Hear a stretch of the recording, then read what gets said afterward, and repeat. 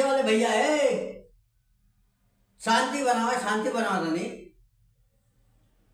कक्का तो बैठता ना हो, देखा शांति बनेबा तबे गावे बजा मजा आई, तो अहू के आनंद मिली, हमहू के आनंद मिली, तो के सुने में आनंद मिली, हमके गावे में। ठीक बा। हाँ तो तनी शांति बनाई।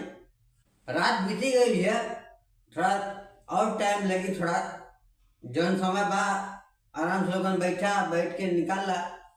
तू अपने घरे, हम अपने घरे, फिर हैं बैठा। हाँ तो भैया, हाँ तो आवा मास्टर आवा। दो चार गो मंचला लड़का कोनो राह चलती लड़की के स्कूले जात रहे, जवान रहे, ग्रेजुएशन करत रहे, पढ़ाई लिखाई मतलब टिप टॉप में रहे, तो के छेड़ दिल। कैसे आए है, क्या कमर है तेरी, ओहो। तो जन्मा करेला भैया, आजकल का लड़की जवाब देवे में तनको संकोच नहीं करती, और लड़कियों रहा तेज कर रहा है। और जाने ला आजकल का लड़की एडवांस है, अपने देही के ख्याल रखने, बॉडी फिगर सब पर ख्याल रखने सब, तो ओकरे खातिर जिम जानी, एरोबिक करे, डांस करनी, अगड़म बगड़म जितना फिटनेस वाला चीज है तो कुल कहना है।